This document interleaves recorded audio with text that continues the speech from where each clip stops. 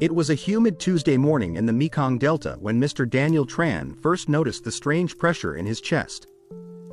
At 62 years old, he was no stranger to aches and fatigue. His knees had been talking back for years, but this felt different. Sharper. Deeper. Like a quiet knock from inside his body. He dismissed it at first, blaming the muggy weather or maybe the dried fish from last night's dinner. But when his wife, Lan, saw him gripping the garden bench for support with a paler than usual face, concern settled in. That look in her eyes, a mix of love, worry, and unspoken fear, was what finally pushed Daniel to see a doctor.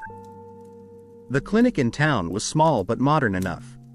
After a series of blood tests and a long consultation, the doctor sat across from Daniel with a calm but serious expression. "You're not sick," she began carefully, "but your body is showing signs of stress. Inflammation. High oxidative markers. Early warnings." It wasn't a diagnosis. Not yet. But it was enough to turn the gears in Daniel's mind. He had watched too many friends ignore minor signs until they turned into something major. He wasn't ready to be next. Back home, Daniel sat in silence by the lotus pond behind his house. The buzz of dragonflies and the distant rhythm of boats on the river felt oddly quiet now. He remembered his childhood friend Heen, who had died of stomach cancer just 2 years ago. Heen was strong, full of life, and always laughing until one day he wasn't. The memory came like a breeze, soft but chilling. That night, Daniel lay awake staring at the ceiling, replaying the doctor's words. His body, once so reliable, was now asking for help. The question was, how would he answer? The next morning, the doctor handed him something unexpected, a list of 10 foods. "These are not magic cures," she said gently, "but they are powerful allies. Think of them as part of your body's army. The more of them you include, the better your defenses." At the top of the list was turmeric. Daniel chuckled. His wife had been using turmeric in soups for years, never knowing it held such potent properties.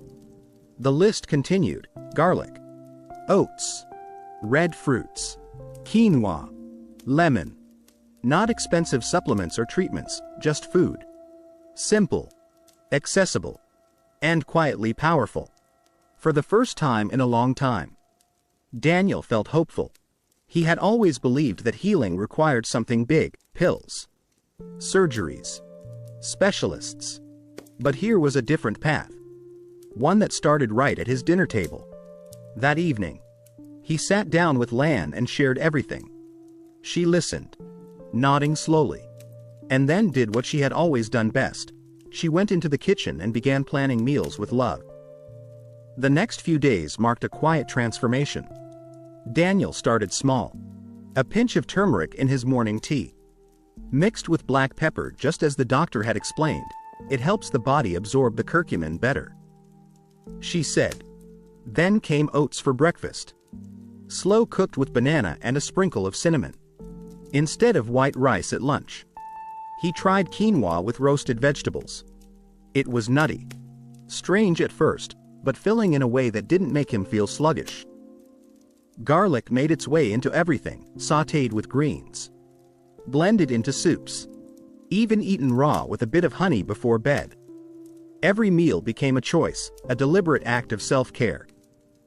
It wasn't about dieting or restriction. It was about defense. Each bite was like sending reinforcements to his immune system. And strangely enough, Daniel began to feel lighter, not just in his body, but in his thoughts. The fear that had gripped him after the clinic visit began to fade, replaced with something else: responsibility. He started a small journal, something his doctor had encouraged. Nothing complicated, just notes on how he felt each day, what he ate, and any small changes he noticed. After a week, he realized something remarkable. The bloating he used to feel after meals had reduced. His sleep had improved, deeper, more restful. The afternoon brain fog he often blamed on age? Gone. Even Lan noticed. "You're smiling more," she said one morning as they tended the herb garden. And he was. Daniel also became more mindful of what not to eat. The sweet milk coffee he used to have twice a day? Replaced with warm lemon water. He still missed it sometimes. But the trade-off felt worth it. The deep-fried snacks from the market, once a guilty pleasure, were now rare treats, reserved for holidays or visits from the grandchildren. It wasn't discipline driven by fear. It was clarity driven by love for his own life. And for the people he didn't want to leave behind too soon. One afternoon, Daniel sat with his youngest grandson, Tran, under the tamarind tree. As they shared a bowl of sliced papaya, Daniel told him, "Food isn't just for taste, Twan. It's a message we send to our body every day. If we feed it right, it listens and protects us." Twan didn't fully understand, of course. But he nodded solemnly. That was enough. In the weeks that followed, Daniel continued his quiet mission. He wasn't trying to reverse time or guarantee a disease-free future. He knew there were no promises. But he had found something more powerful than certainty. He had found agency. A sense that he could participate in his health. Not just wait for things to happen. And that made all the difference. This is the story of Mr. Daniel Tran. A story of small steps that turned into a larger shift. A story of one man who decided that the quiet power of food could help him reclaim control. One meal at a time. And now, through his journey, we'll uncover the 10 superfoods that helped Daniel rebuild from the inside out. The week after Mr. Daniel Tran's clinic visit passed quietly. Yet something in the air around him had changed. It wasn't just his food, it was his focus. Where once he might have glanced casually at what went onto his plate, he now lingered, thoughtfully choosing ingredients and watching Lan prepare their meals with fresh curiosity. It was as if every decision at the table held more weight, more meaning. The idea that cancer cells could be blocked, slowed, even stopped by something as simple as food still amazed him. He wasn't trying to become a health guru. He was simply a man in his 60s trying to give his body a second chance. One afternoon, he sat on the wooden porch peeling garlic cloves beside Lan, their hands moving in quiet rhythm. "You know," he said, "I read something this morning. Cancer cells grow fast because they get fed fast. But if we slow the feeding, cut off what they need, it's like taking away their fuel." Lan nodded, only half listening. But Daniel felt the words sink deeper into himself. For the first time, he truly believed that how he ate could either feed the problem or fight it. That belief became the seed of something bigger. Daniel began learning what kinds of foods had been studied for their role in preventing abnormal cell growth. Not fancy powders or supplements, but foods his family had grown up with: garlic, turmeric, oats, leafy greens, legumes. He didn't understand the science fully, but the stories helped. One study showed how turmeric's curcumin could block blood vessels feeding tumors. Garlic, with its allicin compound, could interrupt how cancer cells replicate. These weren't miracles, but they were quiet defenders. Always on duty. Always fighting back. He started by adding just 2 things to his meals every day: turmeric and garlic. It was simple enough. Turmeric was already in their kitchen, tucked in a little glass jar Lan kept near the rice cooker. But now, Daniel added it with purpose. He mixed a teaspoon into their morning congee, then again in soup for lunch. He learned to pair it with black pepper to unlock it. As his doctor had said, at first, he wondered if it was doing anything at all, after all. It was just a yellow spice. But something about that golden hue gave him a quiet sense of defense. Like his cells were now on his side. Garlic became his evening ritual. Before bed, Daniel would chop 2 cloves finely. Let them rest for 10 minutes. and then eat them with a teaspoon of honey. He read somewhere that letting garlic sit allows the allicin to activate, an important step most people skip. The taste was sharp at first, but the honey softened the blow. More importantly, it became a moment of reflection, his way of closing the day with intention. He wasn't just hoping to block cancer growth. He was reminding his body that it was still in the fight. One day, Daniel visited his friend Bayo's widow to offer her some lemongrass from his garden. As they sat sipping tea, she asked how he was feeling. Daniel hesitated, then shared his new routine, just a little. She listened quietly and smiled. "Bao never changed anything," she said. "Even after the diagnosis. He thought it was too late. But I don't think it ever is. Do you?" Daniel shook his head. No. It wasn't too late. He was learning that even small steps, when taken with care, could change the path you're walking on. That evening, Lan surprised him with a new dish, quinoa stir-fried with garlic, onions, and chopped kale. "No white rice tonight." She grinned. "Let's try something new." Daniel raised an eyebrow but took a bite. It was earthy and filling.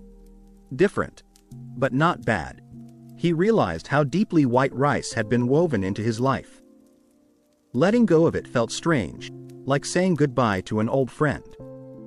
But he also knew that refined carbs fed the very inflammation he was trying to stop.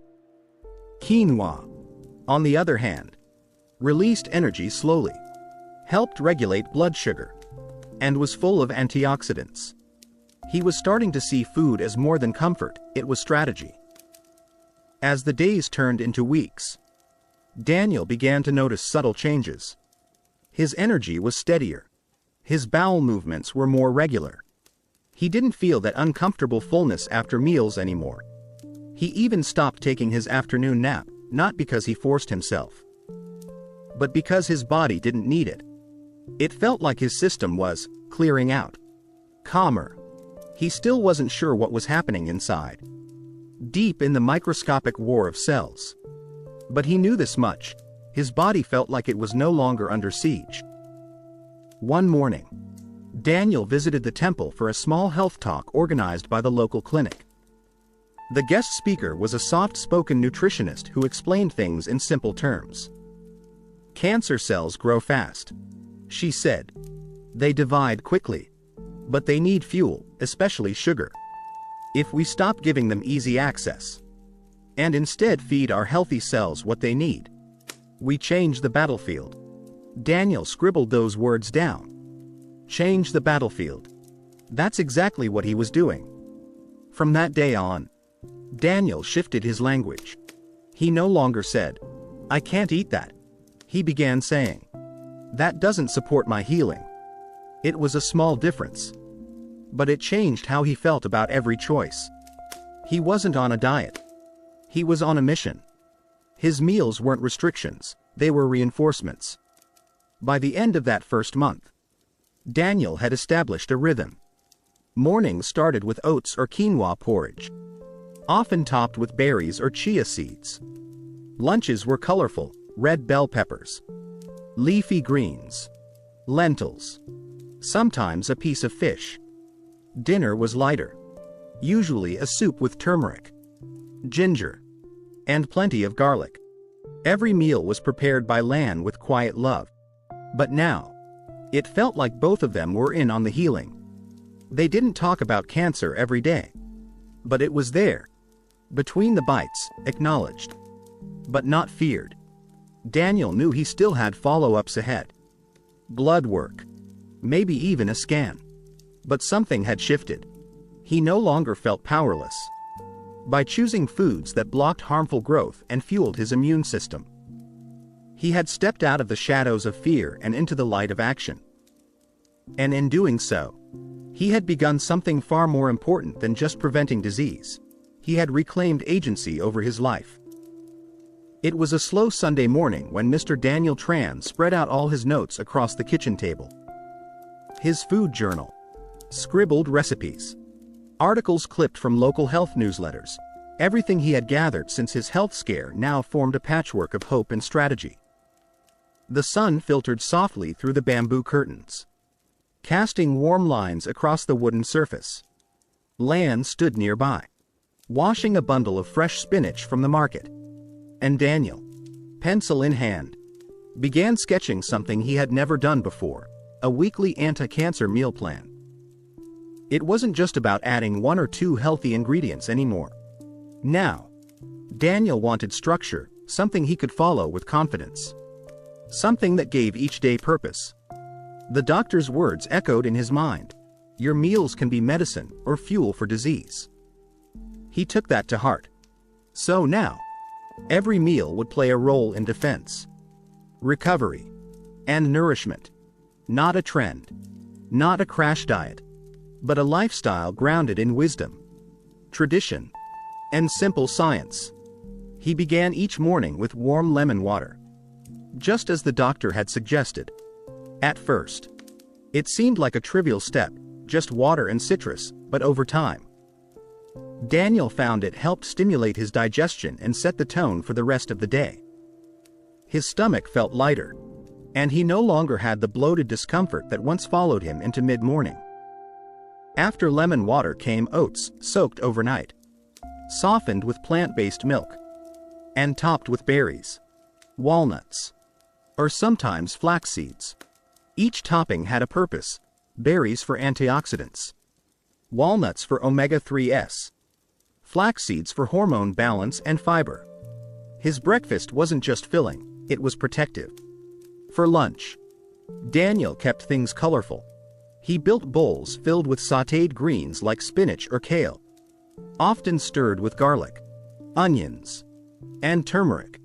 A scoop of lentils or quinoa added plant protein and slow-release energy, while fermented vegetables, like a bit of homemade pickled mustard, provided gut-friendly probiotics. One day, Lan surprised him with a dish made from amaranth seeds, tiny and nutty, cooked with a light broth and pumpkin cubes. It was nourishing, comforting, and packed with compounds he had read about, including squalene and polyphenols, natural protectors that might help stop abnormal cell growth. By dinner time, Daniel focused on ease and digestion.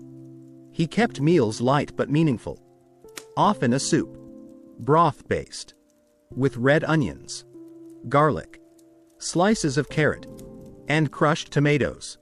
These ingredients, familiar and humble, now took on new importance.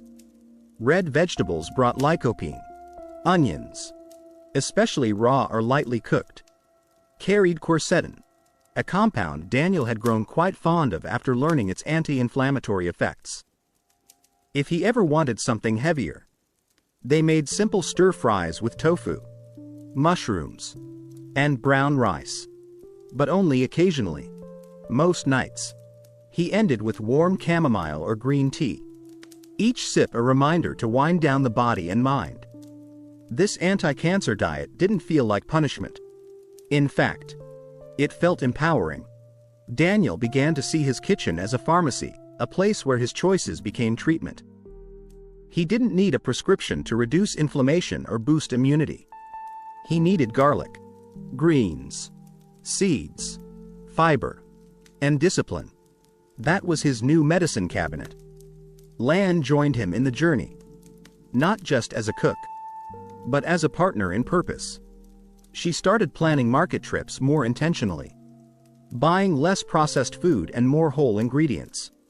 They began storing berries in the freezer, soaking legumes in clay pots overnight, and drying orange peels to infuse their teas.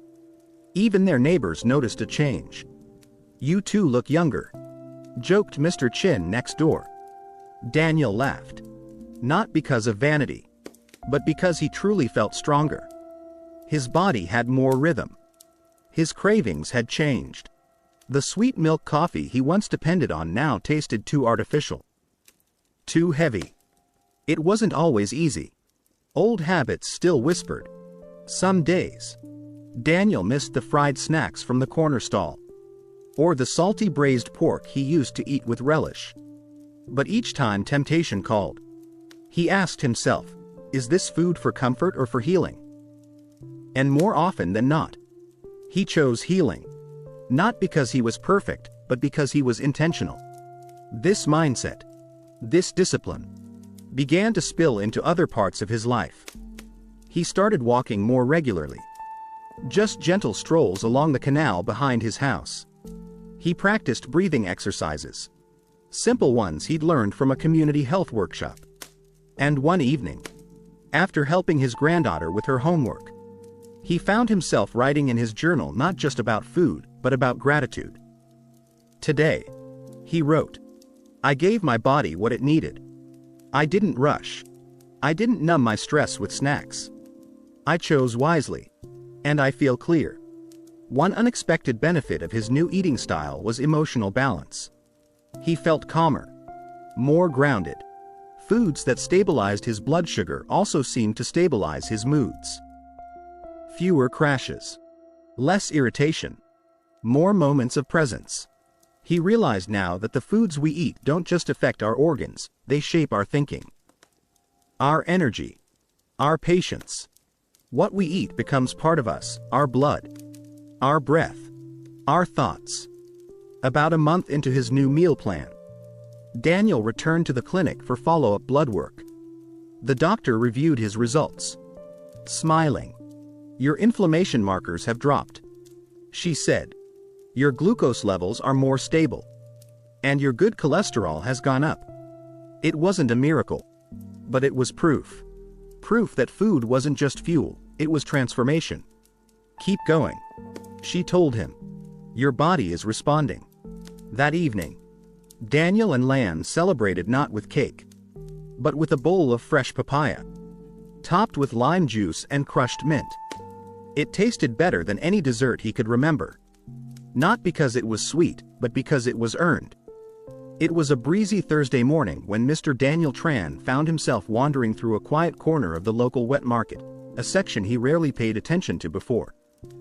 While Lan examined some bitter melon nearby, Daniel's eyes were drawn to a small woven basket filled with dark, oddly shaped seeds.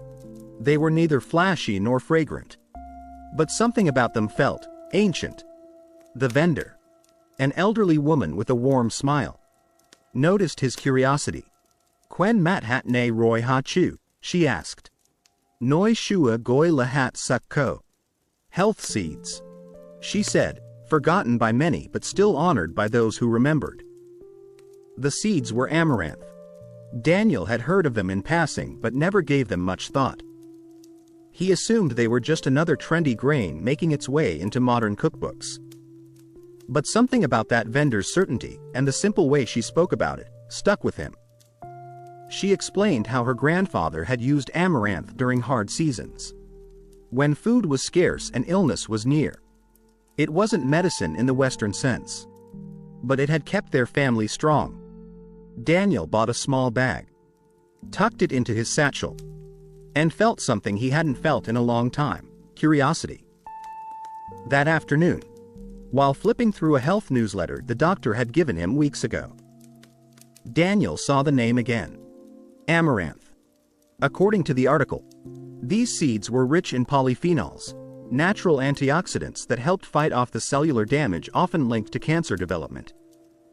Even more interesting was a compound called squalene, found in few plant-based sources, that might help prevent tumor growth. It wasn't a miracle food. Nothing was. But it was powerful. Quietly powerful. The kind of food that didn't make headlines, but made a difference. He called Lan into the kitchen. Together, they rinsed the seeds carefully, following the instructions in the article to remove any bitterness. Lan toasted them lightly before simmering them in vegetable broth with diced carrots, spinach, and a hint of garlic. The texture surprised him: nutty, smooth, a little chewy, like tiny grains of purpose. The taste wasn't dramatic, but it was comforting, satisfying. They ate in silence, not out of awkwardness, but out of respect. There was something deeply grounding about consuming something so ancient, so forgotten, yet so full of possibility. Over the next few days, Daniel began rotating amaranth into his weekly meals. Some days, it replaced white rice. Other days, it became breakfast porridge with bananas and cinnamon. He even tried it popped, like tiny bits of puffed corn, for a light snack between walks. With each preparation, he found new ways to enjoy it. And with each bite, he felt like he was connecting with something older than medicine. Something that didn't need advertising to prove its worth. As he read more, Daniel realized that part of the power of amaranth came not just from its nutrients, but from its balance. It was high in fiber, which helped clear out toxins from the digestive system. It had a full profile of amino acids, supporting cellular repair and immune strength. It delivered calcium and magnesium, both critical for bone and nerve health. Especially at his age. And unlike refined carbs, it didn't spike his blood sugar, which his doctor had warned could fuel inflammation and long-term disease. One evening, Daniel visited the small temple near his village. During a tea session with the local monk, they discussed mindfulness and food. Sometimes, the monk said gently, "What heals us is not the strongest or the loudest, but the most consistent." Daniel smiled. That, he thought, described amaranth perfectly. Quiet, steady, consistent. The kind of ally you'd want in your corner. Especially when your body was rebuilding from within. By now, Daniel was noticing patterns in his health. He had more energy throughout the day. He rarely felt the heaviness in his belly after meals. His blood pressure readings, which he now tracked weekly, had stabilized. He didn't feel like a new man. He simply felt lighter, more capable, as if his body was no longer struggling in silence, but moving with intention. The surprising thing wasn't just how effective amaranth was, it was how overlooked it had become. Even in modern wellness circles, people talked endlessly about kale, avocados, chia seeds. But here was this humble seed, right in the local market, waiting quietly to be remembered. Daniel realized that many of the answers to healing weren't about looking further, they were about looking closer. Closer to tradition. Closer to what the land had offered for generations. Lan, always the practical one, began including amaranth in recipes she shared with their daughters. "Give it to the kids," she said. "Let them grow up strong before they get sick." Daniel loved that idea. He wasn't just eating for himself anymore. He was laying a foundation for his family, showing them that food wasn't just about taste or fullness, it was about protection. About choosing to care before things fall apart. Later that month, Daniel shared his story during a community workshop led by the clinic's nutritionist. He brought a small sample of popped amaranth and told the group how a forgotten seed had become part of his healing. Many people nodded, some surprised, some skeptical. But one man, Mr. Tran, a local mechanic, came up afterward and said, "I saw those seeds my grandma used to cook. Never thought they meant anything." Daniel smiled, handed him the bag, and replied, "They mean everything if you use them with care." Back at home, Daniel added a new entry to his food journal. It read, "Don't ignore the quiet ones. Sometimes the smallest foods hold the deepest strength." Amaranth is proof. He looked out the window at the sun setting behind the banana trees, the light softening into gold. His body was still aging, still imperfect, but for the first time in years, he didn't feel like he was decaying, he felt like he was building something. Slowly, patiently, one healing food at a time. It was a warm afternoon when Mr. Daniel Tran sat under the shade of his jackfruit tree, flipping through the pages of a health magazine a friend from the clinic had lent him. He wasn't usually one for reading long articles, but this headline stopped him cold: "How certain foods can starve tumors before they grow." He leaned in, eyes narrowing, heart pacing a little faster.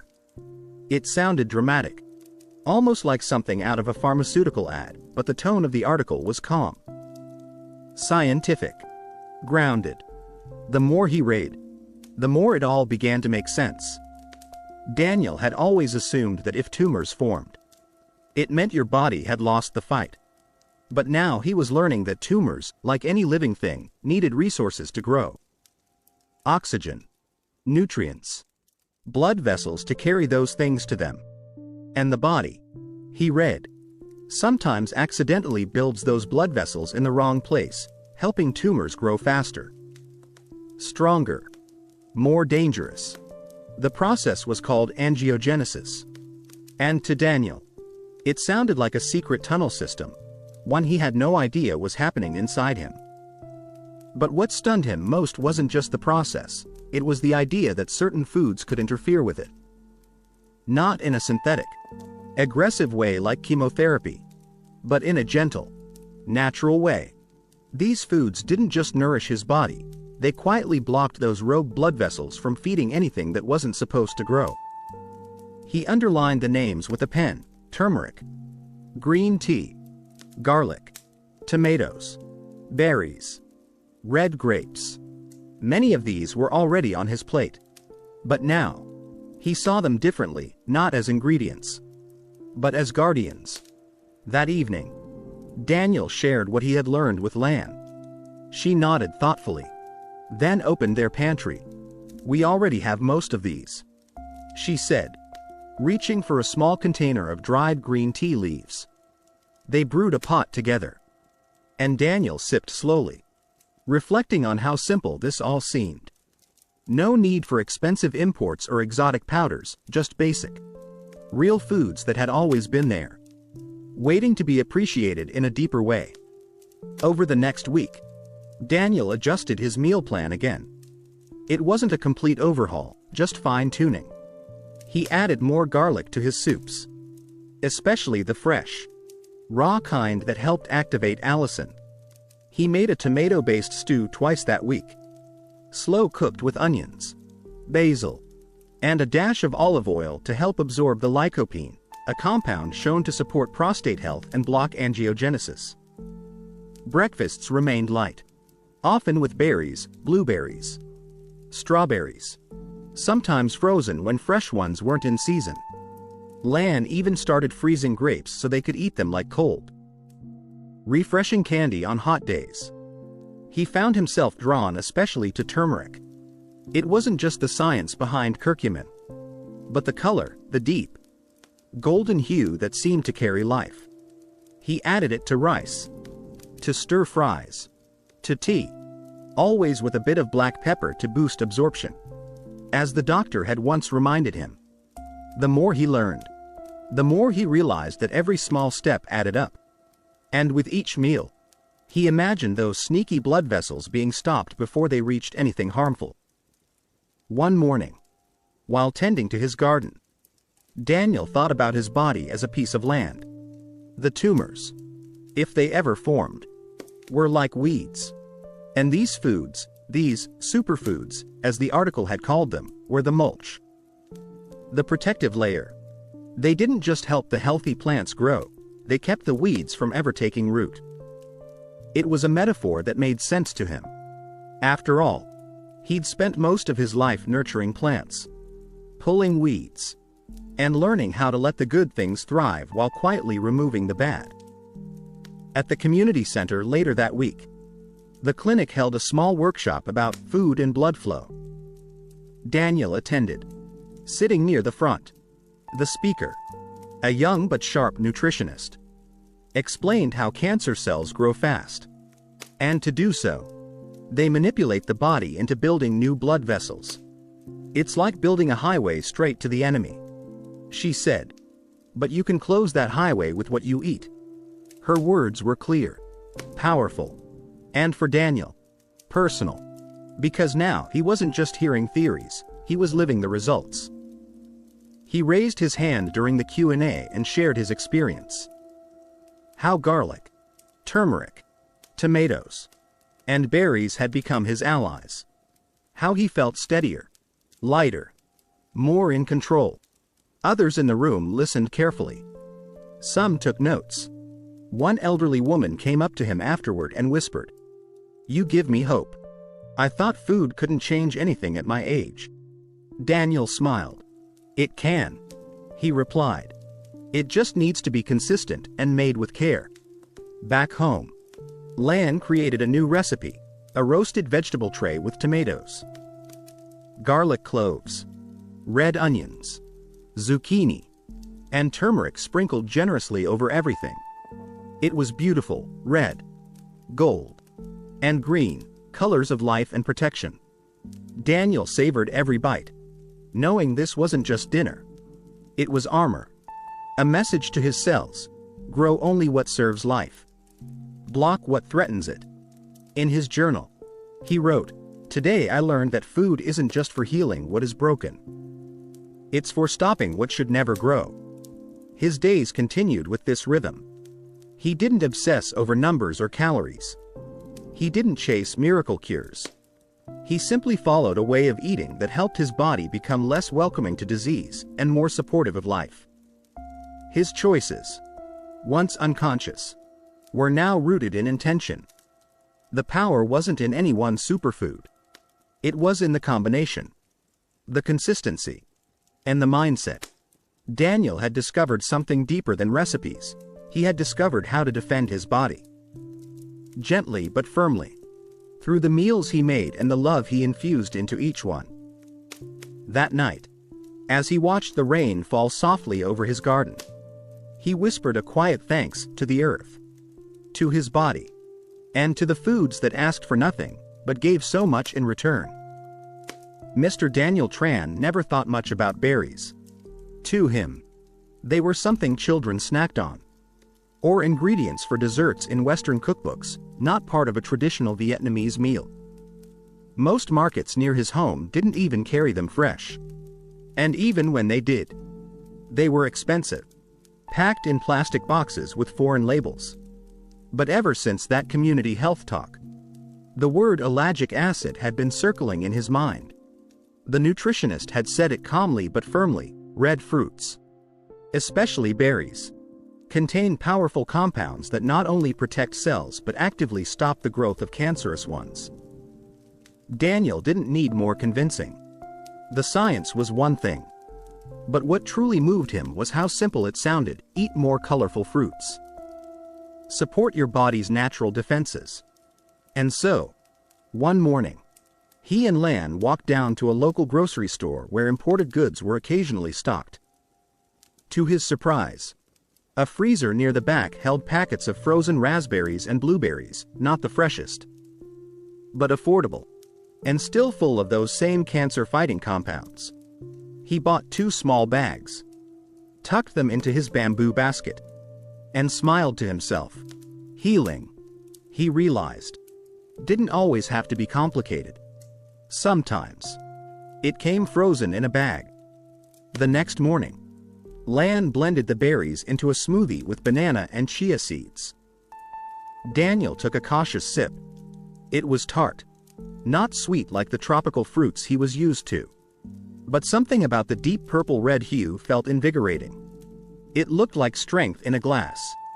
Over time, he adjusted to the taste. Sometimes he stirred them into his oats. Other days, he let them thaw slightly and ate them plain, one by one, like little icy bursts of medicine. What fascinated Daniel wasn't just how they tasted, but what they were doing inside. He'd read that anthocyanins, the pigments that gave berries their deep color, had been shown to interfere with the signals that tumors use to grow. They didn't just protect DNA from damage, they stopped faulty cells from multiplying. It was like having silent soldiers circulating in his bloodstream, scouting for danger and disarming it before it could spread.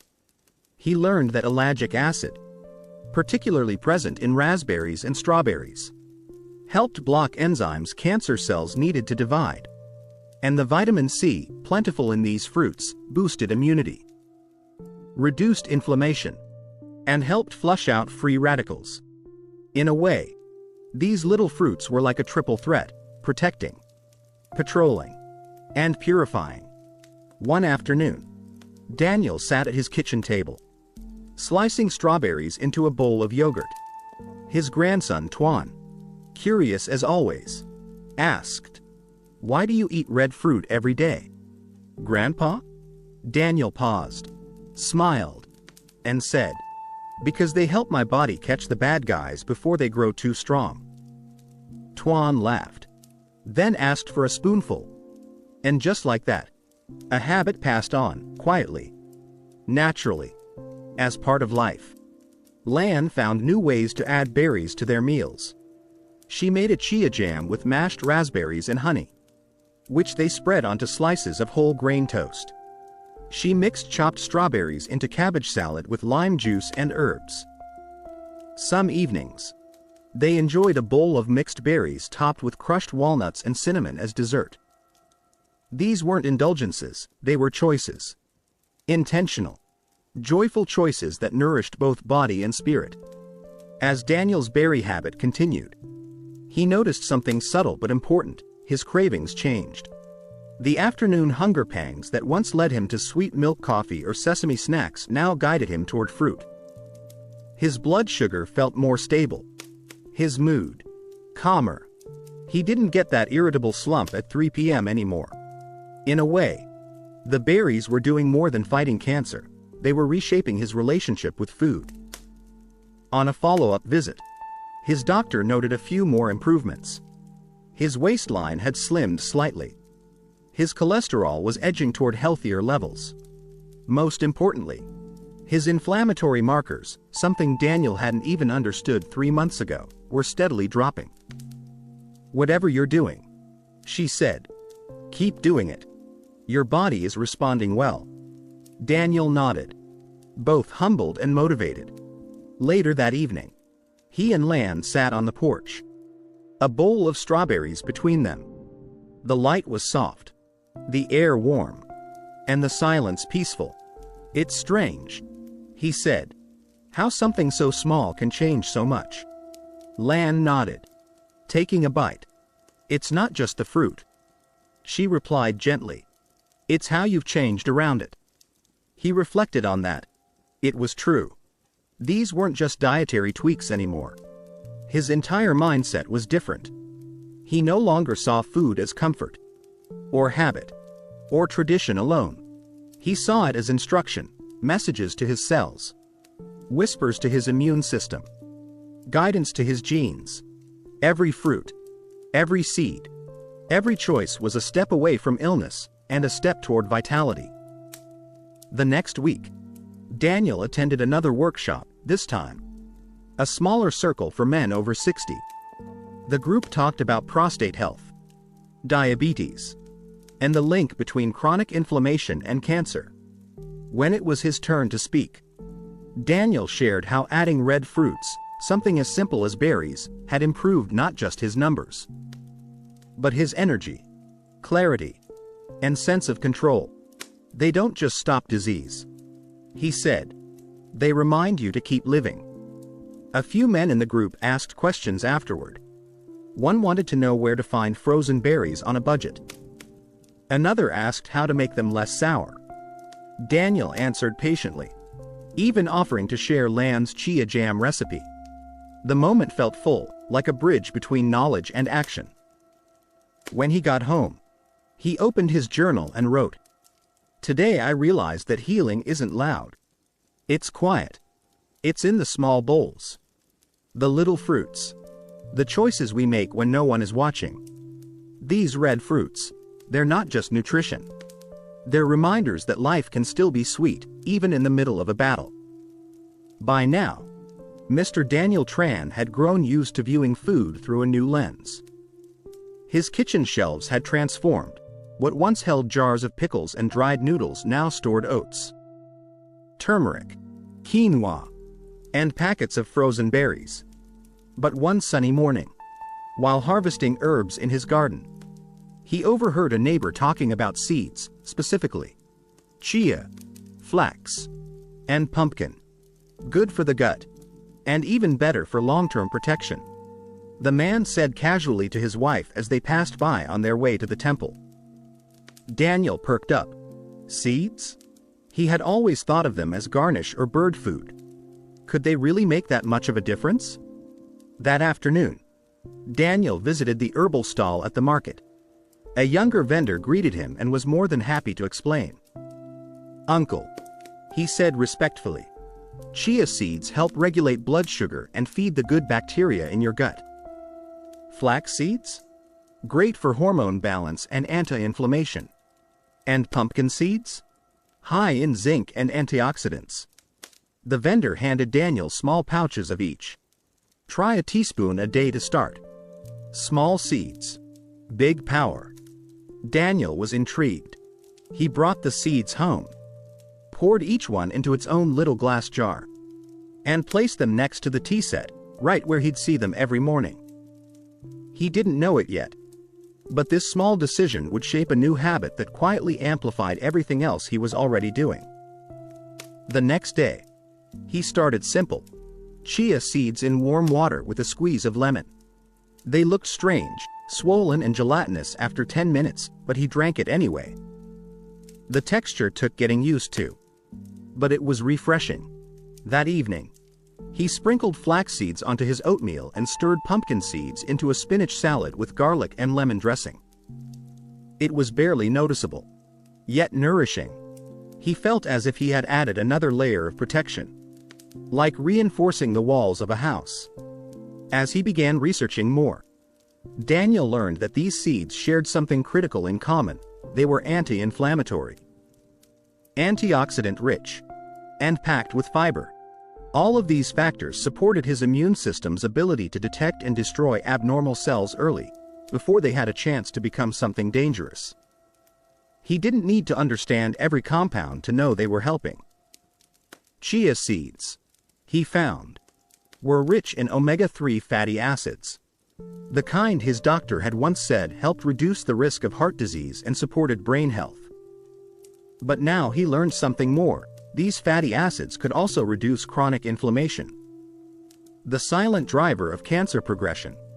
They also expanded in the stomach, helping with satiety and preventing overeating. This was useful, especially since Daniel had struggled with portion control when he was younger. Now, just one glass in the morning helped him feel light and full at the same time. Flax seeds offered something unique: lignans, natural plant compounds that helped regulate hormones. For men, this was especially important in managing prostate health. Some studies even showed that regular flaxseed consumption helped slow the growth of prostate tumors. Daniel began grinding the flax seeds in a small stone mortar every few days to keep them fresh. Ground seeds were easier to absorb, the doctor had said, and now it was part of his Sunday routine: grind, store, sprinkle daily. Pumpkin seeds, or buy go, had always been around during Tet holidays, usually roasted and served as snacks. But Daniel had never realized their deeper value. They were packed with zinc, a mineral critical for immune defense, tissue repair, and cell function. More than that, they contained magnesium and phytosterols, which supported bladder function and even reduced risk factors for certain cancers. One handful in the afternoon, sometimes mixed with almonds and dried coconut, became his go-to snack: filling, energizing, and healing. One evening, while sitting on the porch with Lan, Daniel shared his excitement about the seeds. "Funny how the smallest things can do the biggest jobs," he said, tossing a few pumpkin seeds into his mouth. Lan smiled and added, "Just like you, old man." Still full of surprises, they both laughed. But beneath the humor, Daniel felt something real: pride. He was no longer reacting to illness. He was building a system of daily protection, food by food, seed by seed. By the third week, he noticed even more improvements. His digestion had become more regular, and the bloating he occasionally felt after heavier meals had almost disappeared.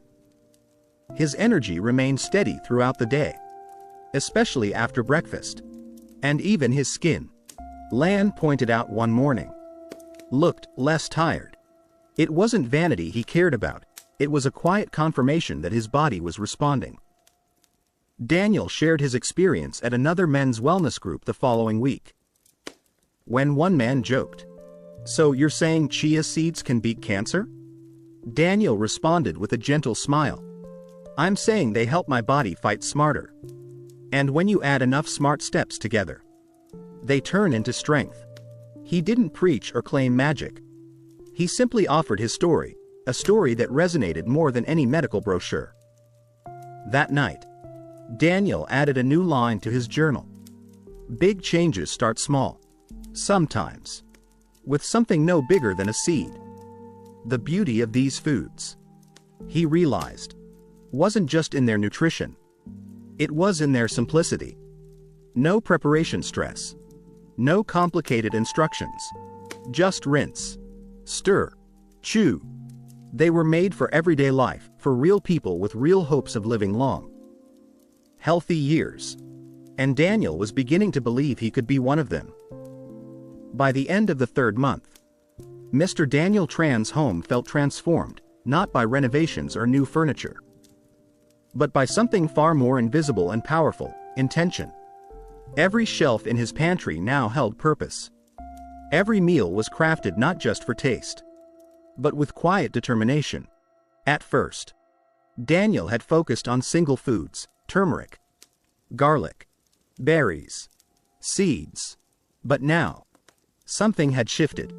He started to see his diet as a whole system, a network of defenders working together to support his health. It reminded him of a garden. One plant alone couldn't protect the soil or fight off pests. But many plants, working together, each with its own strengths, created balance. The garlic repelled certain threats, while the basil enriched the soil. The flowers brought bees, which helped the fruit trees flourish. His body, he now believed, was the same. And these natural foods were the biodiversity keeping it in harmony. He'd recently come across a simple phrase in one of the health journals: "Synergy heals." That word stuck with him. It meant that foods, when combined thoughtfully, had a bigger effect than when eaten in isolation. Garlic killed harmful microbes and reduced inflammation. Turmeric slowed rogue cell growth. Oats helped remove waste from the gut. And berries protected the DNA inside each cell. But together, their effects didn't just add, they multiplied. Lan had started noticing something too. "You don't get sleepy after lunch anymore," she remarked one day as they cleaned up. It was true. Daniel no longer experienced the midday crashes that once made him nap. Restless and bloated, his meals were lighter, more colorful, more alive. Even his mood had become more stable, less sharpness in his tone, more laughter in his voice. "It's like you've come back," Lan teased gently. Daniel simply smiled. He wasn't just eating differently. He was living differently. One evening, Daniel decided to document his full day of eating, not to track calories, but to visualize his defense team. For breakfast, overnight oats with chia, blueberries, and a few crushed walnuts. Mid-morning, green tea with a side of papaya and pumpkin seeds. Lunch, stir-fried vegetables with garlic, turmeric, quinoa, and a side of pickled cabbage. Afternoon snack, a handful of red grapes and flax crackers. Dinner, tomato-based soup with red lentils, onion, spinach, and a touch of lemon zest. As he looked at the list, it no longer read like a menu, it read like a strategy. Each food had its role: antioxidants, immune support, fiber, inflammation control. This wasn't about eating clean or following a fad. It was about arming his body every single day. He no longer felt passive in the face of illness. He felt equipped. That weekend, Daniel visited a small community library near the river, where a guest speaker, a retired oncologist, was giving a talk. She wasn't promoting fear. Instead, she focused on empowerment. "Most people think cancer comes suddenly," she said, "but in many cases, It grows silently. Over time. That means prevention isn't one action, it's a daily lifestyle. Food is your frontline defense. Daniel sat in the back, nodding quietly. He'd learned this through experience, not just from research, but from how he now felt in his own skin. Lighter, clearer, less reactive. The foods he ate weren't just defending him against cancer, they were making everything stronger. His digestion, his circulation, even his ability to sleep. That night, he and Lan prepared a new dish together, a warm stew of lentils, onions, garlic, tomatoes, and turmeric, topped with raw spinach and pumpkin seeds. As they ate, Daniel thought about how simple the ingredients were, yet how powerful their effect. This wasn't expensive, imported health food. This was Vietnamese tradition, rediscovered through a new lens. He remembered an old saying his father once told him, "Don't wait until the roof leaks to fix the house." That, he now realized, was the heart of prevention. Not reacting to disaster, but reinforcing the walls every day, even when the sky looks clear. His food was now that reinforcement. And still, despite all this knowledge, Daniel kept his routine simple. He didn't complicate things. No weighing. No obsessive tracking. He followed 3 rules he wrote for himself and taped to the refrigerator. Eat foods that help the body fight, not feed disease. Focus on variety, color, and fiber. Make each meal an act of care, not control. These 3 rules became his compass, guiding his choices without stress. As the days passed, Daniel began sharing what he learned more freely with friends and neighbors. He didn't give lectures. He just shared stories, what helped him sleep better, what reduced his swelling, how he replaced white rice with quinoa, or how he used turmeric tea to soothe joint pain. People listened because his changes were visible. He moved more easily, spoke more calmly, and seemed to glow with quiet strength. One of his old school friends, Mr. Hoy, came by one evening. "I heard you've changed your diet completely," he said, raising an eyebrow. "I'm not sure I could give up all the good stuff." Daniel chuckled. "I haven't given anything up," he replied. "I've just upgraded the team that's protecting me." That night, Daniel wrote in his journal, "The world won't stop offering tempting food. But now I know better. Some foods support me, some sabotage me, and I finally love myself enough to choose wisely." It was a simple truth, but it had taken him a lifetime to arrive there. If there was one item Mr. Daniel Tran had always kept in his kitchen, it was turmeric. The deep golden powder sat in a small ceramic jar, tucked behind the salt and garlic, mostly used in traditional dishes like braised fish or stewed pumpkin. For decades, Daniel had thought of it as just another flavoring, an old habit passed down from his mother. But one rainy afternoon, that changed. He was rereading a section of his health journal, where he had underlined a phrase from the clinic's nutritionist, curcumin. "The active compound in turmeric disrupts the blood supply tumors need to grow." He paused, reread the line, and then quietly walked to his kitchen. He opened the turmeric jar, stared at the bright powder, and said softly to himself, "You've been here the whole time." Daniel had never seen turmeric as a medicine, but now, he learned it was one of nature's most powerful anti-cancer tools, scientifically backed, inexpensive, and already part of his culture.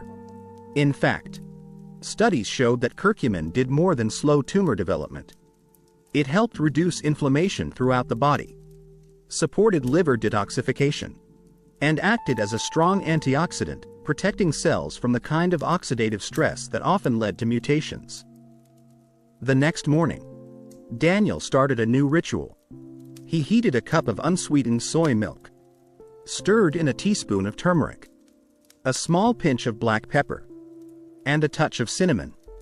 The black pepper, he'd read, helped his body absorb curcumin up to 2.000% more effectively.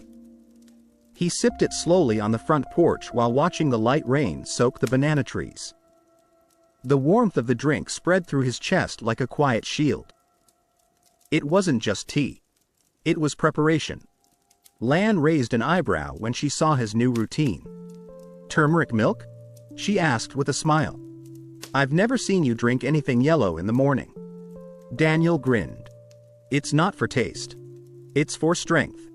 And over time, he grew to love both. Throughout the week, he began finding new ways to incorporate turmeric into meals. He sprinkled it into soups, blended it into lentil stews, and even used it to coat roasted vegetables. Each time he added it, he imagined it spreading through his body, gently quieting inflammation, improving blood flow, reinforcing healthy cells. He remembered a phrase from the oncologist's seminar weeks earlier: "Cancer loves chronic inflammation. Cut the fire, and the disease can't spread." Daniel pictured inflammation like a hidden fire in his body, something silent but destructive, smoldering through tissues and inviting disease. Turmeric, in his mind, was the water. Calm, natural, effective. One evening, while reading by the lantern light, Daniel came across a story about curcumin's impact on DNA repair. Scientists had found that it could help the body fix minor mutations before they became dangerous, especially when consumed regularly. The key wasn't a one-time dose. It was frequency. Daily intake. Like tending a garden every morning, not with floods, but with soft, consistent watering. That made sense to Daniel. Healing wasn't about intensity. It was about rhythm. At the community wellness group, Daniel shared his turmeric tea ritual. One man asked, "But does it really do anything?" "It's just a spice." Daniel nodded gently. "It's not about one cup. It's about what you teach your body over time." He explained how he had felt less joint pain since starting the habit, how his digestion had improved, and how even his sleep had deepened. Was it just the turmeric? Maybe not. But it was part of the symphony, part of the system. Lan began using turmeric more boldly in their cooking. She made a turmeric lime dressing for bitter melon salad, added turmeric to sautéed greens, and even baked turmeric into small rice cakes using mung beans and pepper. It was no longer an occasional flavor, it was a daily foundation. They joked that their kitchen smelled like an herbal apothecary. But deep down, they both felt the changes. One morning, after finishing his turmeric tea, Daniel sat down to write in his journal. His hand lingered before putting pen to paper. Then he wrote, "You don't need new medicine. Sometimes you need to see old medicine differently." That sentence stayed with him all day. He thought about how many people might have healing within reach, but never notice. How we often look for miracles in bottles while ignoring the quiet power already in our bowls. Turmeric had been with him his entire life. But only now, in his 60s, was he learning to respect it. The next week, Daniel visited a local herbalist in the district center. The old man running the shop had seen 3 generations pass through his doorway. When Daniel asked about turmeric, the man smiled. "We used to mix it with honey and eat it before breakfast. Stronger bones, clearer skin, calmer liver." He handed Daniel a small pouch of ground turmeric, bright and aromatic. "The trick is not forgetting," he said. "Modern people forget what old food can do." Daniel nodded, holding the pouch as if it were gold. And in many ways, it was. That evening, he and Lan sat quietly at the table, eating a dish of turmeric coconut braised tofu with bitter greens. Daniel chewed slowly, each bite a message to his body. A reminder to protect, to cleanse, to rebuild. He didn't need to see results in a blood test to know it was working. He could feel it in his breath, in his skin, in his mood. He looked at Lan, then at the yellow-tinted bowl in front of him, and said, "It's amazing how one spice, just one, can change so much when you understand its power." Lan reached for his hand and replied, "Maybe the real spice is your belief." Daniel laughed. Softly but deeply. He knew now that food wasn't the enemy of illness, it was the antidote. Especially the forgotten foods. The quiet ones. Like turmeric. It had been nearly 4 months since Mr. Daniel Tran began his lifestyle transformation. Yet every week still brought something new, another discovery. Another layer of wisdom.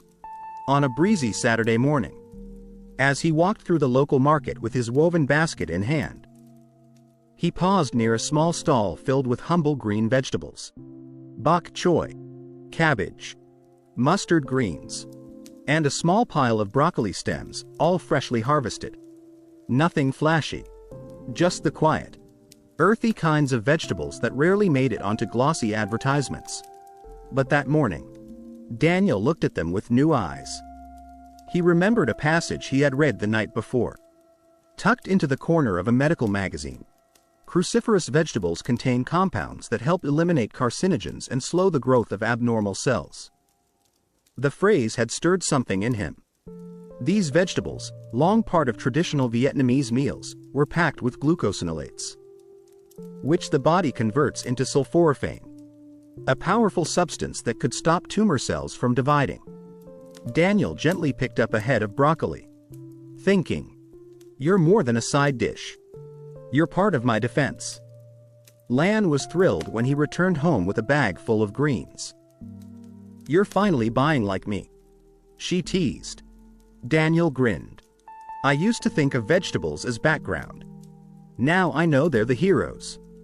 That afternoon, they made a simple stir-fry, garlic, olive oil, a dash of turmeric, and chopped bok choy. Daniel added a spoonful of sesame seeds on top and finished it with a squeeze of lemon. He ate slowly, chewing with intention. The flavor was light, the crunch fresh, but more importantly, he knew what it was doing inside. Over the next few days, cruciferous vegetables began appearing in every meal.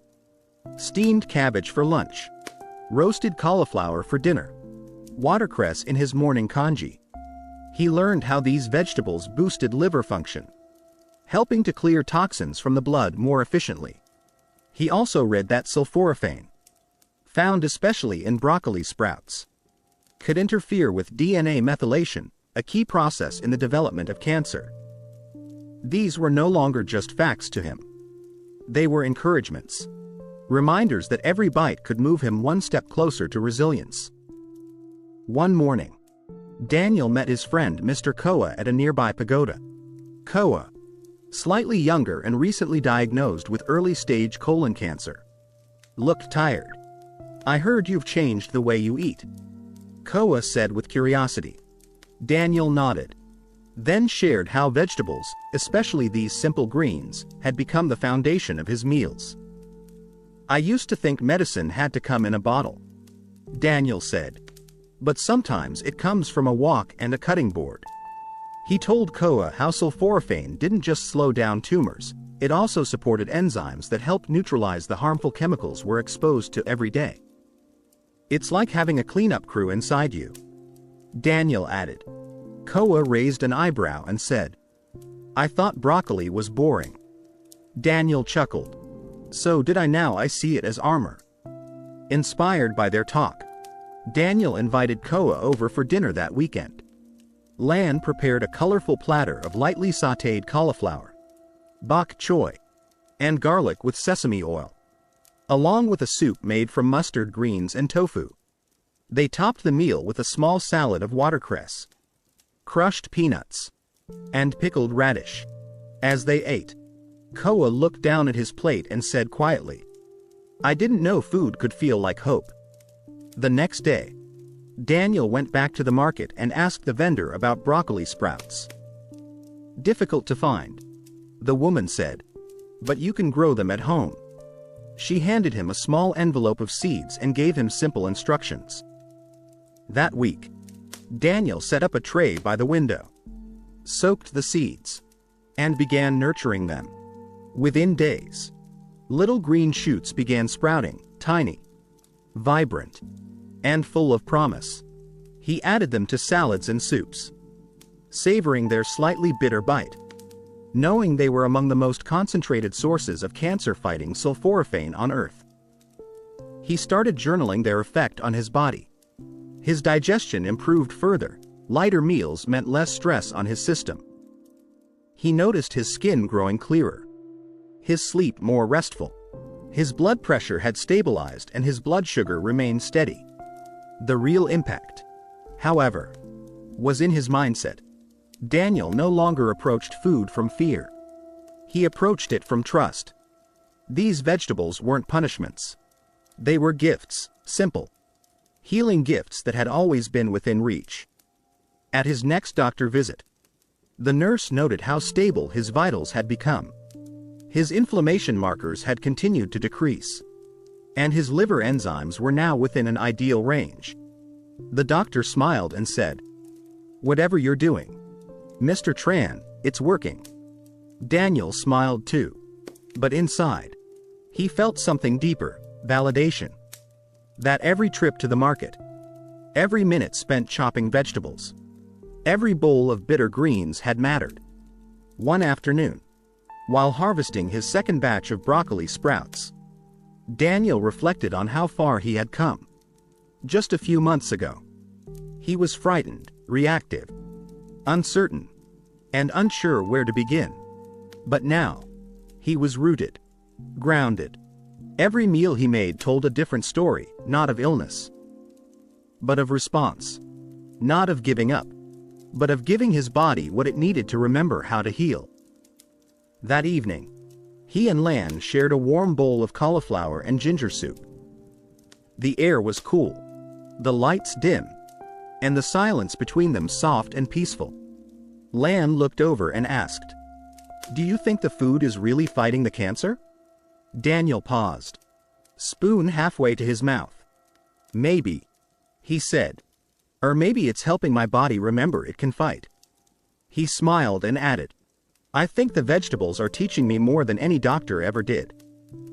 And with that, he took another bite. The morning sunlight filtered through the kitchen window as Mr. Daniel Tran sat with a warm cup of turmeric tea, flipping through a health magazine from the clinic. The headline caught his attention: "The Science of Healing Through Food, Not Fiction." But fact. It listed foods he already knew well: garlic, turmeric, berries, broccoli, flax seeds, but now they were accompanied by research studies, medical citations, and graphs showing how each impacted cell behavior. Daniel ran his fingers gently across the page, murmuring to himself, "So it really is all connected." It wasn't the science that surprised him anymore. It was how aligned it was with tradition. These weren't just ingredients from a research lab. They were the same foods his mother had used, his grandmother had sworn by, and local monks had spoken about decades ago. Back then, no one talked about antioxidants or glucosinolates. They simply said, "Eat fresh. Eat from the earth. Eat with respect." Daniel realized something important that morning. Modern research was finally catching up to ancient wisdom. And somehow, living through that connection made him feel even more confident in his path. It wasn't about following trends. It was about remembering truths that had been buried under convenience and fast food packaging. That afternoon, he walked to the small tea shop near the riverbank. The owner, Mr. Fu, was a quiet man in his 70s, with a weathered face and gentle hands. Over the years, he had crafted blends for digestion, blood pressure, sleep, and stress. Daniel ordered a cup of green tea with lemongrass and ginger. As they sat on a wooden bench overlooking the water, Daniel asked, "Do you think food really heals? Or do we just believe it does?" Mr. Fu smiled without answering right away. He took a sip, then said, "You ever notice how people who cook slowly, eat slowly, and sleep peacefully, get sick less?" Daniel nodded. That's not just belief. The old man continued. That's rhythm. The body has its own intelligence. Food is just one way we speak its language. Daniel sat in silence for a while, watching the gentle movement of the water. He thought about how his life had shifted, not just in what he ate, but in how he approached each moment. Cooking no longer felt like a task. It felt like a quiet meditation.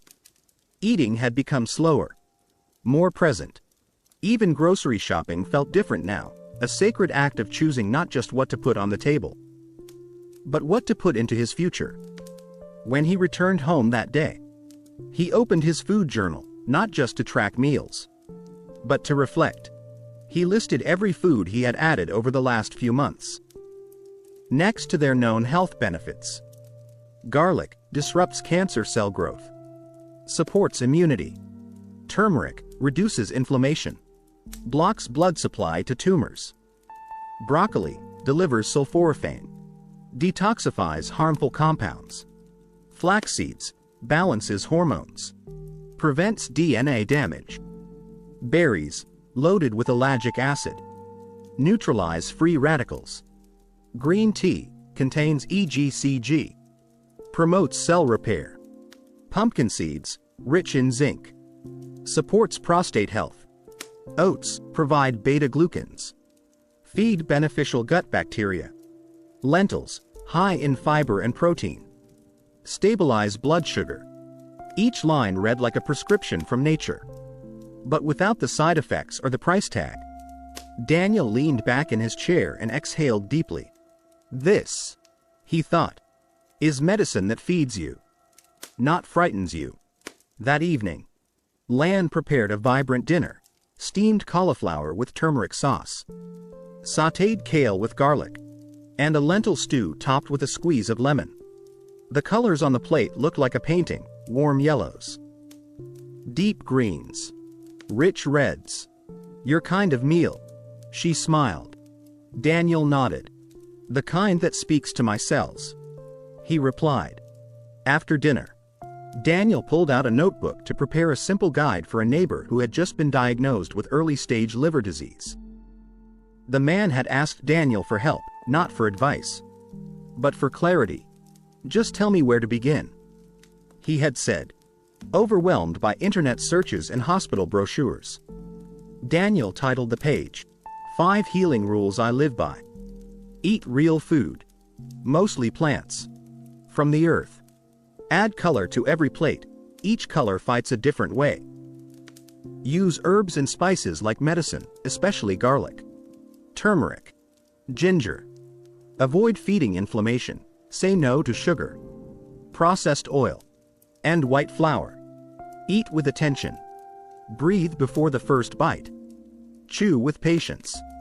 It wasn't complicated, and maybe that's what made it powerful. Later that night, Daniel sat on the porch, watching the stars flicker gently above the tamarind tree. He reflected on what healing truly meant. It wasn't the absence of disease. It was the presence of daily choices that made his body feel safer, steadier, and stronger. He didn't expect food to save him from everything. He wasn't chasing perfection. He was building momentum, one healing bite at a time. His phone buzzed with a message from his grandson. Tran. Grandpa, I added turmeric to my rice today. Mom said it tasted strange, but I liked it. Daniel smiled, his heart swelling with quiet joy. Healing doesn't stop with one person, he thought. It ripples. What started with one scare, one test result, had now turned into a living legacy, passing knowledge, care, and rhythm down through generations. Before bed, he wrote in his journal, science gives us the why. Tradition shows us the how. But love is the reason we keep going. It was just past dawn when Mr. Daniel Tran stood by his small kitchen window, watching birds flutter across the banana trees. The scent of warm lemon water filled the room as he prepared his morning drink. The same way he had for weeks now. But today felt different. Not because anything big had happened, but because of what hadn't. For the first time in years, Daniel hadn't caught his usual seasonal cold. Every year, right around this time, he would come down with a sore throat, some body aches, and 3 or 4 days of rest under heavy blankets. But this year? Nothing. His chest was clear. His head felt light. His energy was steady. He smiled to himself and thought, maybe I've finally given my immune system what it's been asking for all along. He sat down and began to reflect. What had changed? Sure, his diet was different. But more than that, his approach had changed. He wasn't just trying to avoid sickness anymore. He was building strength from the inside out. A quiet army of immune cells, fortified each day with food, rest, movement, and peace.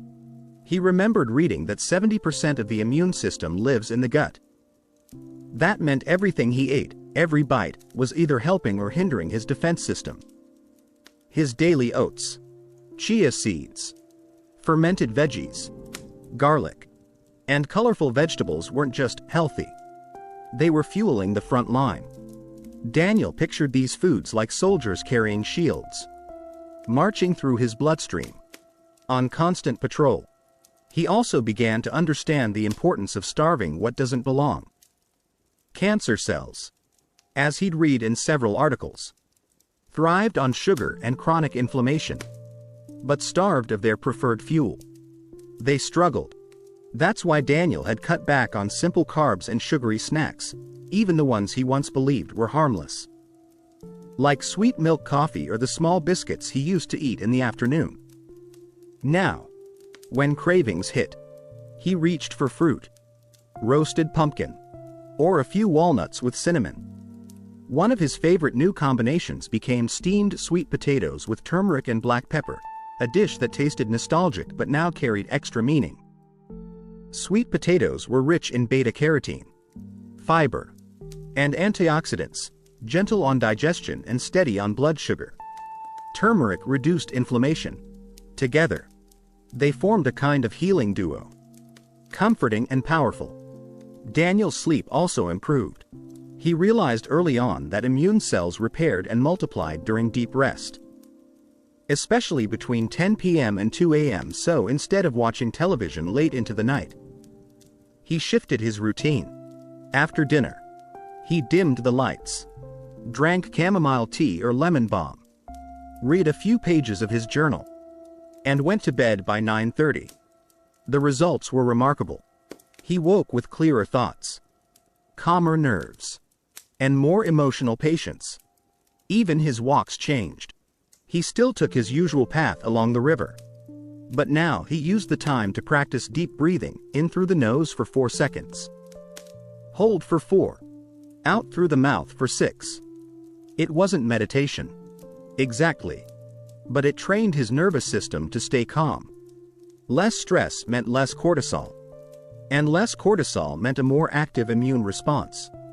As the doctor had once explained to him, Daniel also began rotating his healing foods, so his immune system never became too dependent on just one thing. One week, he'd focus on lentils, cabbage, and citrus fruits. The next, he'd bring in mushrooms, especially shiitake and oyster varieties, rich in beta-glucans, compounds shown to increase white blood cell activity. Lan even made a mushroom soup with miso and ginger that became a new household favorite. And then there were the teas. Daniel drank them like medicine, 1 cup at a time. Green tea in the morning, for its EGCG antioxidants that helped regulate cell growth. Ginger tea in the afternoon, to improve circulation and digestion. And tulsi tea at night, known as holy basil, which supported respiratory health and had mild anti-cancer properties. His journal entries started to sound less like reports and more like gratitude notes. One evening, he wrote, "My body is no longer reacting to disease. It's preparing for health, not in fear, but in rhythm." At the next community check-in, the nurse commented on how glowing Daniel looked. His blood work was strong, his weight was stable, and his inflammation markers continued to stay low. "It's like you've created your own shield," she said. Daniel smiled. Not out of pride, but out of relief. "The food taught me," he replied. "I just had to listen." His friend Koa, still early in his own recovery, asked Daniel what his secret was. Daniel didn't talk about superfoods or strict rules. Instead, he said, "I started treating my immune system like my best friend. I feed it. I rest it. I don't yell at it with stress. And slowly, it shows up for me." That simple explanation seemed to resonate more than any chart or checklist. As Daniel and Lan prepared dinner that evening, garlic-laced greens, brown rice, and steamed fish with lemongrass, he said something that stayed with her. "I don't eat to feel full anymore. I eat to feel ready." She looked at him, surprised. "Ready for what?" He paused, then said, "Ready to stay here. For a long time. With you." Lan reached for his hand across the counter. In that moment, she didn't see a man recovering from a health scare. She saw a man who had returned home, to himself, to his body, to life. Before bed, Daniel wrote one last thought. Immunity isn't a reaction. It's a relationship. And today, I cared for it. The afternoon sun had begun to cool when Mr. Daniel Tran heard the familiar sound of a bicycle bell outside his gate. It was Mr. Nam, his 74-year-old neighbor, a retired fisherman with gentle eyes and a raspy voice. Nam had always been quiet, keeping to himself since his wife passed away a few years back. But today, he looked unsettled. They sat under the tamarind tree sipping warm ginger tea. And after a moment of silence, Nam finally spoke. "Daniel, the clinic found something on my liver. They say it's small. Not cancer. Yet. But maybe later." His voice trembled slightly. Not out of fear, but out of exhaustion. "I don't want to wait for bad news. I want to do something now. But I don't know where to begin." Daniel listened patiently. He remembered being in that same place, overwhelmed, uncertain, unsure of where to start. He reached for a pen and a sheet of old paper from his garden journal and said, "Let me show you what helped me. No medicine. Just food. Every day." He wrote at the top foods to help seniors prevent cancer naturally. Then, one by one, he listed them, not like a lecture, but like sharing stories. First, he said, "You need leafy greens. Spinach, kale, mustard greens, watercress. They clean the blood, support digestion, and help the body eliminate toxins that may feed bad cells. Add them to soup. Steam them. Stir-fry with garlic. Easy." Nam nodded. "I have water spinach in the back garden." "Perfect." Daniel smiled. "Next, garlic. It fights inflammation and slows down the growth of abnormal cells. But you have to let it sit for 10 minutes after chopping. That gives the healing compound time to activate." Nam raised an eyebrow. "You mean just leaving it on the cutting board?" "Yes." Daniel chuckled. "Tiny trick. Big impact." He continued, "Turmeric. Add it to your soups. Rice. Tea. But always with black pepper. That's the key to unlocking it." Nam scribbled it down, his handwriting shaky but determined. "Then you want cruciferous vegetables, like broccoli, cauliflower, cabbage. They help block tumors from growing by disrupting how they feed. If you can't get broccoli, even just cabbage soup once or twice a week helps." "What about fruits?" Nam asked, eyes lifting with hope. "Absolutely," Daniel replied. "Especially berries. They're rich in compounds that protect DNA and slow down cancer cells. Strawberries, blueberries, raspberries. Even frozen ones are fine. Eat a handful each day if you can." He leaned in. "Also, pumpkin seeds. high in zinc, good for your liver and immune system. Eat them roasted or mix them into porridge. Nam chuckled. I used to eat those all the time during Tet. Daniel nodded. Then you already know the taste of healing. They sat quietly for a moment. Then Nam asked, what about meat? Daniel didn't scold. He simply shared what had worked for him. I didn't stop eating meat. I just eat less of it. More fish. More legumes. If you eat pork, make it lean. And cook it with anti-inflammatory herbs, like ginger or turmeric. Balance is the key. As the sky softened to a lavender hue, Lan brought out 2 bowls of miso soup with mushrooms, seaweed, and tofu. Daniel gestured to it and said, this is what I eat most nights. Simple, nourishing, no sugar, no heaviness. Nam took a sip, and his eyes lit up. It tastes like something from my childhood. Daniel smiled. That's the point. Healing isn't always about something new. Sometimes it's about going back to what our bodies used to understand.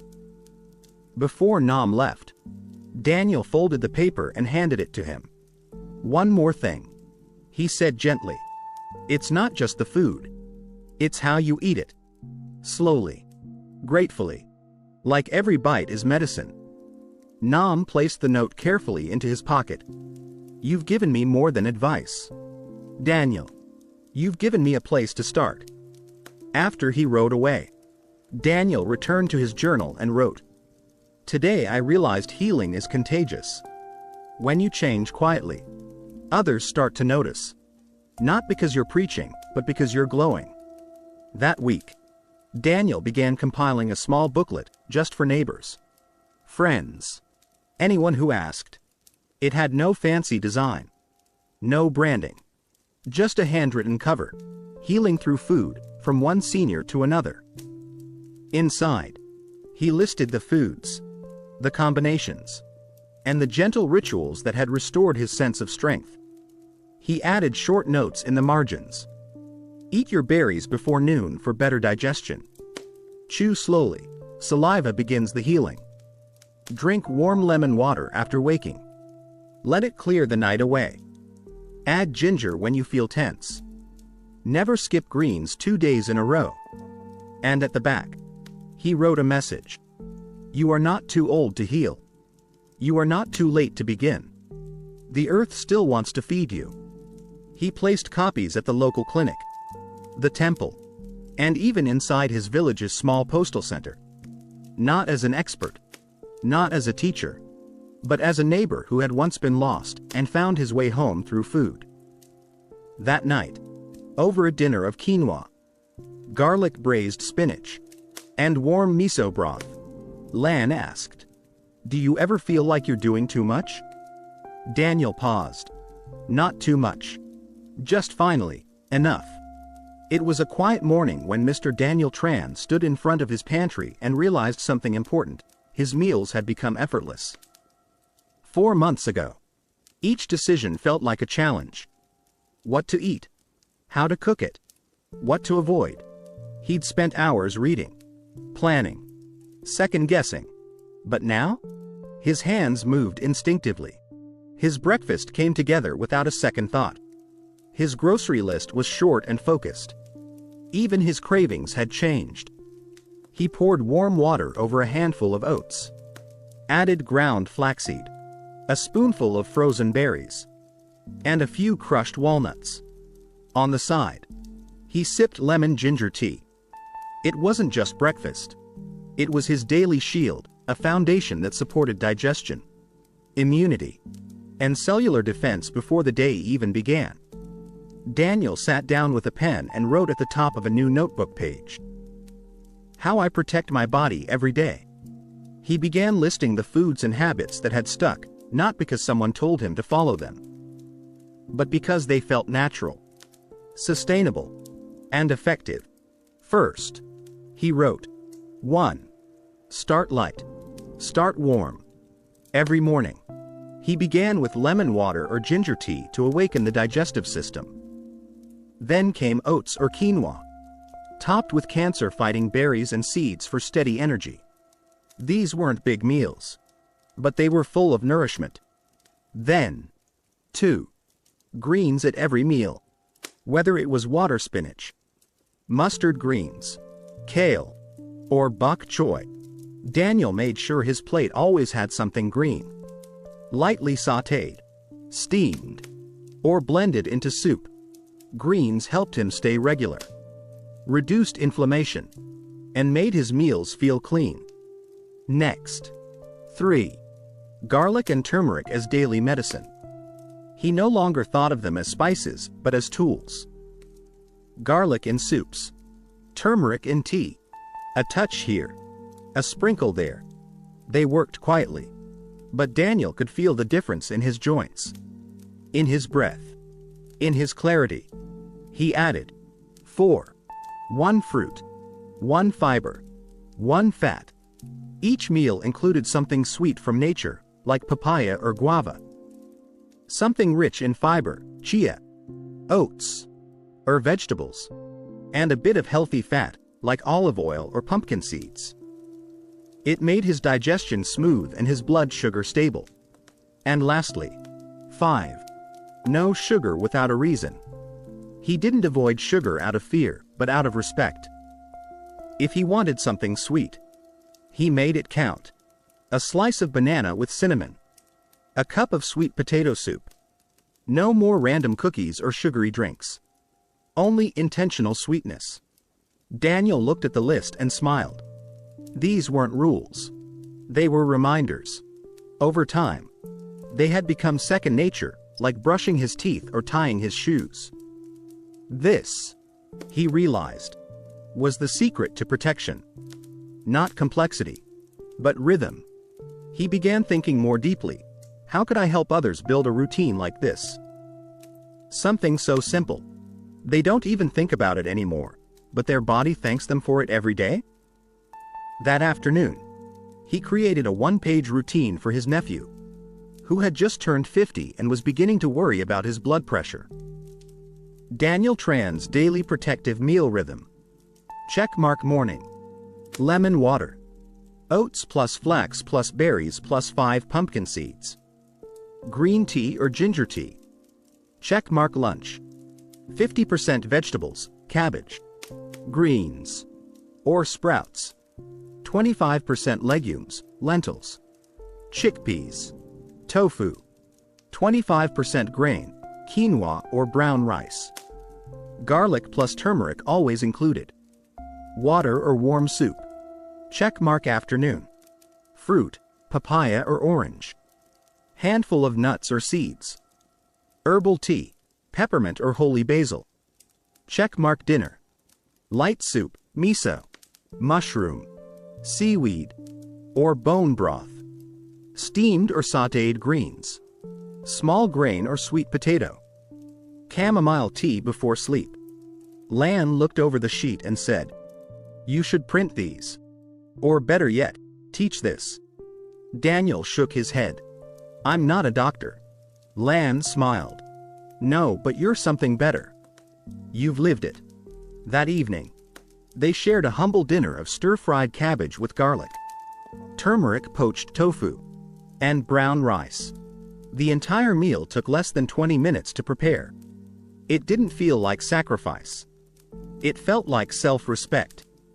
As they ate, Daniel remembered something his doctor once said: "It's not what you do once a year.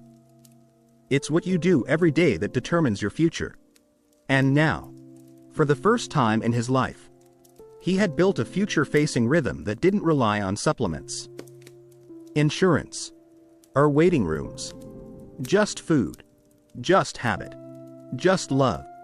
Before bed, he wrote in his journal, "Today I didn't protect my body with fear.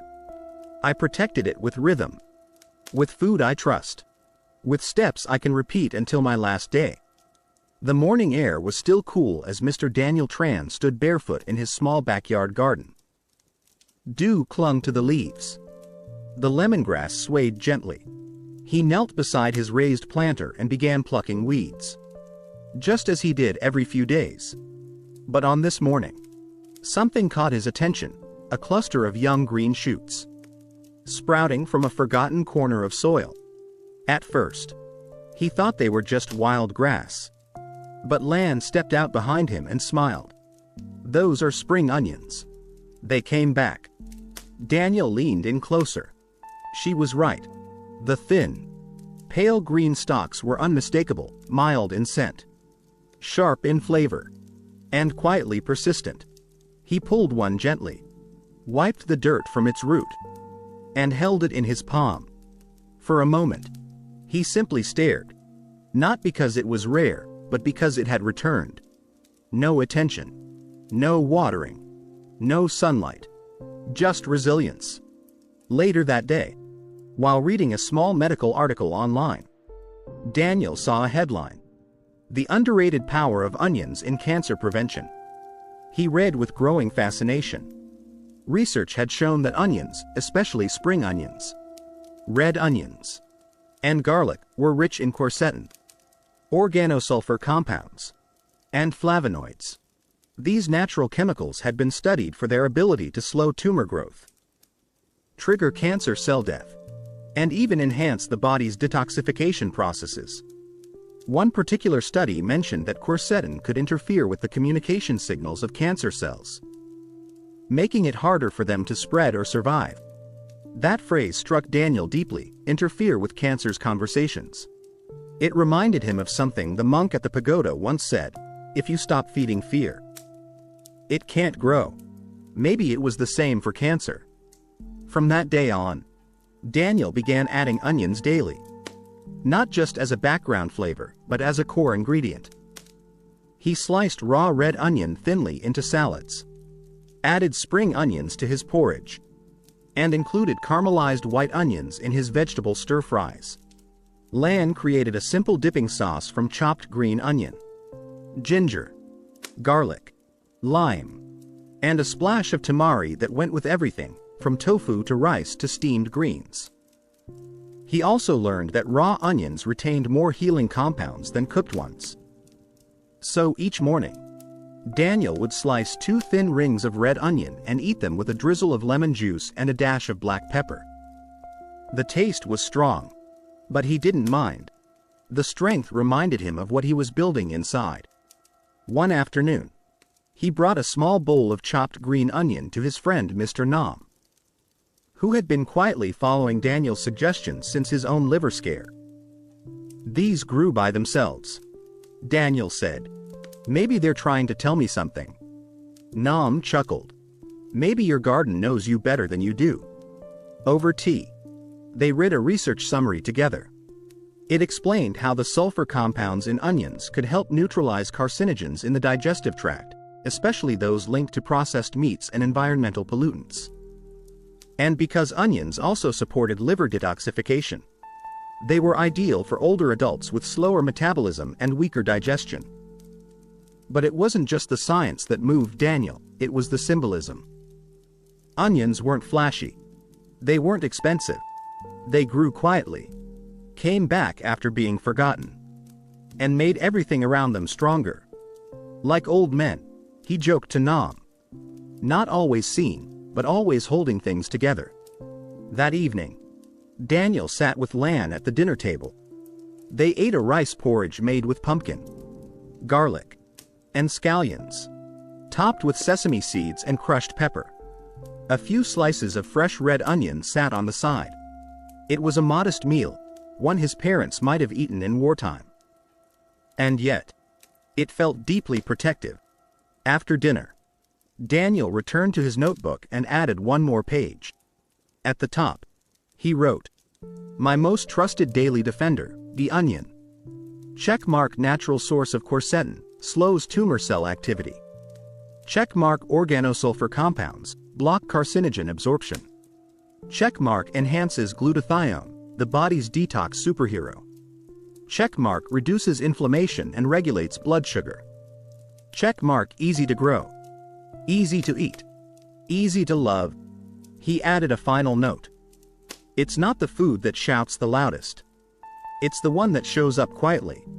Every day. Doing the work." That night, Daniel looked out at the garden before sleep. The spring onions shimmered under the moonlight, still there. Still growing. Still offering. He placed a hand over his chest and whispered, "I'll take care of you, the way you've taken care of me." In that moment, he felt something shift, not a dramatic breakthrough, but a deep peace. The kind that comes from knowing you are supported, by the earth, by tradition, by your own intention. He didn't need miracles. He had onions. A soft breeze moved through the open windows as Mr. Daniel Tran stirred his morning turmeric tea. It had become more than a habit now. It was part of who he was, a quiet ritual of resilience. The light outside was gentle, the kind that only came at the edge of sunrise. He sat at the table with Lan. Both of them silent, but comfortable. No rush, no worry. A letter lay unopened beside his cup, the results of his latest blood test from the clinic. He already had a feeling what it would say. Not because he was trying to predict miracles, but because he could feel it in his knees, in his digestion, in his breath. His body had changed. Not just once. Not for a week. But slowly. Steadily. Every day for 5 months. Lan placed her hand on the envelope. "Aren't you going to read it?" Daniel smiled. "I already know what it says." He didn't mean that arrogantly. He meant that he had stopped living by fear, and started living by rhythm, by food, by intention. But eventually, he opened the letter. His markers had stabilized again. Inflammation down. Liver enzymes healthy. Glucose within range. And the tumor screening? Still negative. Still no sign of advancement. Daniel folded the paper and placed it in his journal. Not as proof of perfection, but as a reminder that small actions, done daily, still matter. Later that day, he sat under the tamarind tree, thinking about all the people who had quietly asked him the same question over the past few months. "Do you think it's possible to avoid chemo, just with food?" Daniel never gave a yes or no, because he knew better than to promise things that weren't his to promise.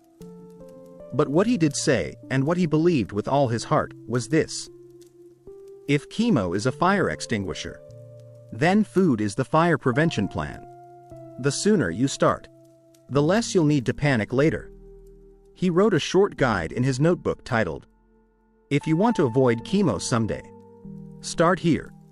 And in simple words, he laid out what he wished someone had told him sooner. Checkmark: start your day with lemon water to flush toxins and gently wake your liver. Checkmark: build your meals around plants, greens, lentils, seeds, berries, not just for nutrients, but to cool inflammation. Checkmark: use garlic and turmeric daily, your two most powerful, affordable anti-cancer allies. Checkmark: cut out refined sugar, it feeds what you don't want to grow. Checkmark: add colors to your plate, red tomatoes, purple cabbage, green kale, yellow squash. Each color defends a different part of your body. Checkmark: don't skip fiber, oats, flax, legumes. These move waste out before it becomes a problem. Checkmark: drink green tea, ginger tea, or tulsi tea instead of soft drinks or sugar coffees. Checkmark: eat onions daily, raw or cooked. They protect your DNA and detox your blood. Checkmark: chew slowly, breathe between bites, and eat in peace. Stress kills more than salt ever will. Daniel handed a handwritten version of this list to his friend Mr. Hoy, who had just returned from a hospital visit, worried about a suspicious scan. "This won't cure anything overnight," Daniel told him, "but it will build something inside you. Something strong. Something steady." Hoy looked at the list and said, "So, it's not about one superfood?" Daniel smiled. "No. It's about what you do with what you already have." He thought about the foods that had supported him. Turmeric to starve tumor blood flow. Garlic to kill abnormal cells. Broccoli to clear toxins. berries to protect DNA, green tea to calm inflammation, flax seeds to balance hormones, onions to block cancer cell communication, oats to feed good bacteria, quinoa and lentils to keep blood sugar and insulin low, pumpkin seeds for immune strength and repair. No pills, no side effects, just real food, every day. That evening, as he and Lan prepared dinner, she turned to him and asked gently, "Do you still think about what could have happened if you didn't change?" He paused. "Sometimes," he said, "but I don't live there anymore. I live here, in this kitchen, with this food, and this breath." She nodded. "And would you do it all again?" Daniel looked at the pot of simmering mushroom and seaweed broth on the stove. "Without question," he said, "because healing didn't just save me from something. It brought me back to everything." That night, he sat down and wrote the final line in the back of his healing journal. "This is not the end of illness. This is the beginning of being alive again." He closed the book, blew out the lantern, and walked to bed, knowing that tomorrow would begin with lemon water, turmeric tea, and a heart full of peace. And that was enough. Checkmark. Mr. Daniel Tran's journey ends here, but his rhythm continues. A warm drink each morning, a plate full of green in color, food that doesn't feed disease, and love, lots of quiet, daily love for himself, and for the life he still had to live. As we come to the end of Mr. Daniel Tran's journey, let's take a moment to reflect on what truly made the difference. It wasn't one miracle food or a sudden breakthrough. It was the gentle, consistent choices Daniel made each day, starting his mornings with lemon water and turmeric tea, filling his plate with green vegetables, garlic, lentils, berries, and seeds, replacing fear with rhythm, and confusion with clarity, using food not just to feel full, but to feel strong. Each ingredient he chose, turmeric, garlic, broccoli, flaxseed, onions, oats, became a quiet soldier in his body's defense. Together, they helped his system calm inflammation, regulate blood sugar, support detoxification, and most importantly, block the conditions cancer needs to grow. And the most powerful lesson? Healing doesn't have to start in a hospital. It can begin right at your dinner table. Whether you're 55, 65, or 75, it's never too late to shift the direction of your health. Not by chasing perfection, but by taking one simple step and repeating it. Like Daniel, you don't have to do everything. Just do something. And do it with care. So if you've been waiting for a sign to begin, this is it. Let Daniel's story be your reminder. You are not powerless. You are not behind. You are still here, and that means there is still time to protect, to heal, and to live. Take that next bite with love. You deserve it.